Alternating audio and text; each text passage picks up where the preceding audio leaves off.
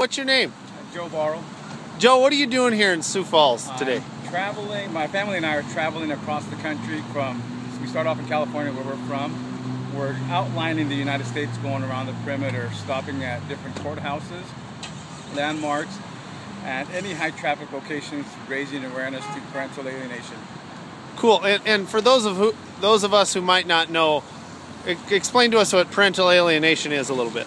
Usually, in the simplest terms, it usually happens in the context of a divorce or a separation where there's a child or children involved, and one parent will badmouth the other parent to the child, making a wedge between the relationship between the other parent and the child. They'll do it either by their words, or by withholding affection. For example, what you find, of course, in a divorce, there's usually no love lost between the two parents. One parent may find themselves on occasion saying, "Oh, you want to go with your dad? That guy's a loser," or "Really, your mom abandoned you," stuff of that nature.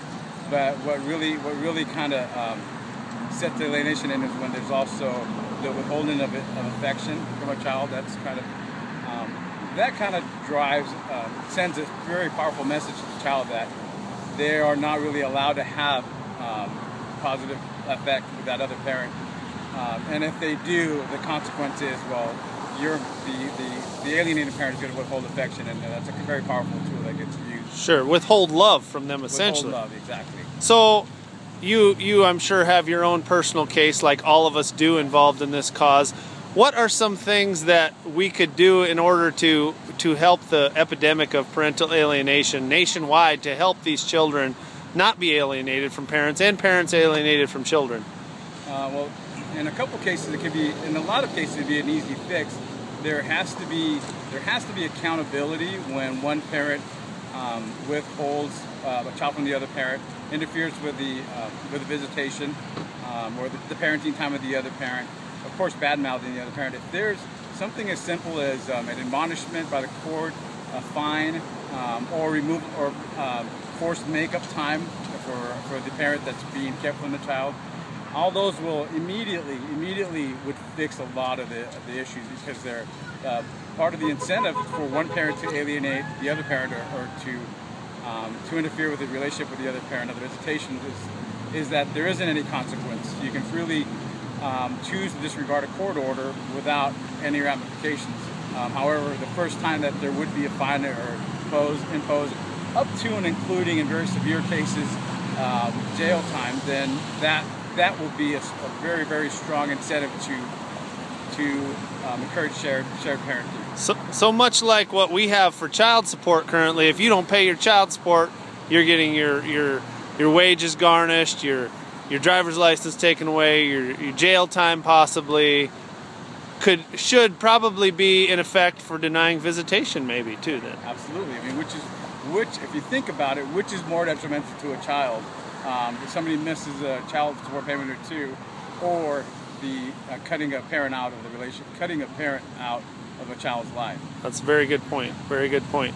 So you're alienated from your daughter. What's your website? It's April25.org. The April 25 part comes from, of course, April 25 is Parental Alienation Awareness Day. And there I talk about parental alienation and a little bit about what we're going through. And I'm committed to bringing awareness to this epidemic. It's happening all across the country. It's happening in all parts of the world. I get responses, and people sharing their stories from just about any corner of the world. And it's detrimental. It happens to both mothers and fathers. And which is sad enough as it is, but the part that's even more bothering is that it completely cuts off one side of a family from a child's life. Sure. They're losing out on a whole range of relationships that are only beneficial for a child. And of course, the bottom line is that this is emotionally and psychologically abusive to the child that is being, in a sense, forced to hate a parent that they want to love. Cool. What type of parent do you feel is usually an alienating type parent? There's definitely, in most cases, a mental health issue. Somebody with a borderline personality disorder or narcissistic personality disorder. they, of course, what emotionally stable parent would do this to their own child? It would have to be somebody that has either they're emotionally unstable to begin with, to be able to do that to a child. Of course, in some situations, there's no loss when the divorce first happens, so there's always a little bit of animosity.